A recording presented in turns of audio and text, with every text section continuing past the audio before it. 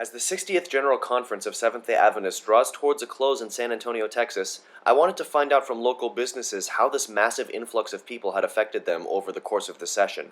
The San Antonio Riverwalk is the location for many restaurants who have had an especially great challenge on their hands trying to accommodate not only a massive flood of people, but also variation in dietary restrictions.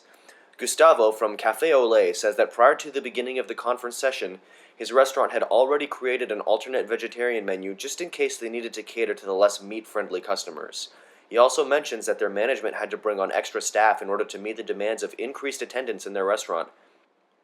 On the other side of the river, the original Mexican restaurant, which boasts a giant 8-pound burrito called the Chola Loco, also says that they prepared a secondary vegetarian menu in advance of the conference.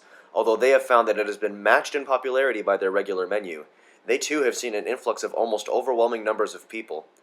However, for all their advanced preparations, when I asked these employees what's the one thing you would recommend about your restaurant, they also showed that their research on typical Seventh-day Adventist diet was somewhat flawed.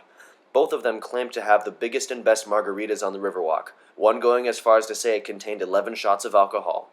I don't think he meant grape juice.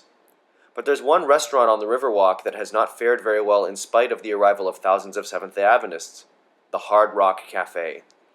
Raquel told us that the cafe and restaurant were prepared to offer 20% off regular price to anyone displaying the General Conference identification badge, but that this discount had barely been used, with very few people entering their restaurant. Their new vegan menu has also remained largely untouched. She told us that this came as a bit of a surprise to the Hard Rock because last year they were overrun by a gathering of Lutherans who kept the restaurant open and buzzing until 1 a.m. every night.